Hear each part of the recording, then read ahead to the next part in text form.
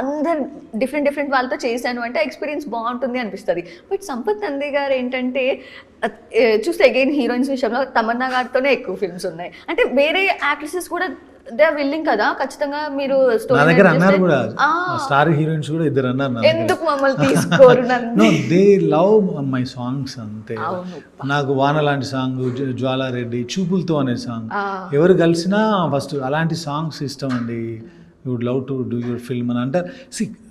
ఇప్పుడు ఏదైనా జరగవచ్చు అండి, అదేముంది మనం పెద్ద మీకుండదు అసలు ఆ ఒపీనియన్. నిజంగా నేను కూడా అంత ఇప్పుడు వచ్చే యంగ్ డైరెక్టర్స్ వాళ్ళందరూ కూడా ఫస్ట్ అంటే టాప్ హీరోస్కి వెళ్ళిపోయి మనం సినిమా స్టోరీ చేయించి మా లిస్ట్ లో అందరూ టాప్ హీరోస్ టాప్ హీరోయిన్స్ అంటే చేయొద్దని ఏమి ఉండదు, కానీ చేయడం కోసం పరిగెత్తడం కూడా ఉండదు. ఓకే, ఎవరైనా ఇప్పుడు ఇమీడియట్గా సల్మాన్ ఖాన్ గారు లాంటి ఒక సూపర్ స్టార్ పిలిచి, రితిక్ లాంటి సూపర్ స్టార్ పిలిచి సినిమా చేయమని నేను రాను ఇక్కడే చేస్తానని ఏమన్నాను. కానీ అలా మనం పరిగెత్తి ఓ స్టోరీ రాసాం, దీనికి ఎవరు సూట్ అవుతారు వాళ్ళతో చేద్దాం అనేది అట్లా ఉంటుంది నాకు.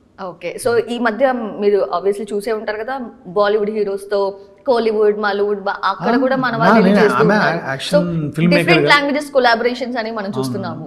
నాకు లాస్ట్ 2-3 ఇయర్స్లో మంచి ఆఫర్లు వచ్చినాయి బాలీవుడ్ నుంచి కూడా. బాలీవుడ్ అంటే ఎందుకు ఇప్పుడు నేను అప్పుడు పరిగెత్తొచ్చు, యాక్షన్ ఫిల్మ్ మేకర్ని కాబట్టి చాలా అప్రోచ్ అయ్యారు. ఈవెన్ బెంగాల్ టైగర్ రీమేక్ చేయమని కూడా అప్రోచ్ అయ్యారు పెద్ద హీరో. ఒక లాక్డౌన్లో ఒక 6 months సిట్టింగ్స్ కూడా అయినాయి, ఇది జూమ్ సిట్టింగ్స్. సో చేసిన తర్వాత అనిపించేది ఏంటి ఇప్పుడు తీసింది వెళ్ళి మళ్ళీ అక్కడ తీసి. నేను కైండ్ ఆఫ్ అప్రోచ్ ఉంటుందండి నాది, కంఫర్టబుల్గా, పీస్ఫుల్గా, కామ్గా. నా లొకేషన్లోకి వస్తే కూడా మీకు షూటింగ్ జరుగుతున్నట్టు ఉండదు, సరదాగా అందరూ ఏదో మాట్లాడుకుంటున్నారు అన్నట్టు ఉంటుంది. అవునా? బట్ అంటే మీరు ఇప్పుడు అన్న అది మీ సెన్స్ ఆఫ్ చూసే విధానం ఏమో. బట్ జనరల్గా అంటే ఇప్పుడు బెంగాల్ టైగర్ ఆల్రెడీ ఇక్కడ ప్రూవ్డ్ కదా, మళ్ళీ వెళ్ళి అక్కడ ప్రూవ్ చేస్తే రెండు ఇండస్ట్రీస్లో ఆ టైంలో నేను ఎంత ఎనర్జీ పెట్టాలి చెప్పండి. ఒక మూవీ చేయడానికి 1 year ఆఫ్ ఎనర్జీ. నేను కొత్తగా ఏం చెప్తాను, ఇప్పుడు ఓదెల 2 రాశాను, రిజల్ట్ రేపు భగవంతుడు ప్రేక్షకులు డిసైడ్ చేస్తారు. కానీ నాకు ఈ జర్నీ ఎంత ఎంజాయ్ చేశాను నేను. ఆ జర్నీ ఇంపార్టెంట్ కదా, ఓన్లీ రిజల్ట్ ఒకటే కాదు. రిజల్ట్ చాలా ఇంపార్టెంట్, బట్ జర్నీ కూడా. మనం ఎవ్రీడే నరకం అనుభవిస్తూ ఒక ఫ్రైడే మాత్రం హ్యాపీగా ఉండేలా. అసలు what is cinema to you అంటే ఏం చెప్తారు? Cinema is life to me. Cinema, I love cinema. So మీరు slow and steady win the race నాకు కొటేషన్లో కూడా తెలియదు. నాకు వచ్చినప్పుడు రాస్తాను, నాకు అవకాశం వచ్చినప్పుడు తీస్తాను అంతే.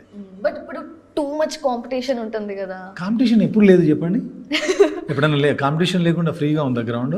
లేదు, బట్ ఇప్పుడు ఎక్కువ అయిపోయింది. ఇంకా ఎక్కువ అవుతుంది, కొత్త వాళ్ళు అప్పుడే కదా మజా, మీరు విన్ అవుతే అంతే కదా.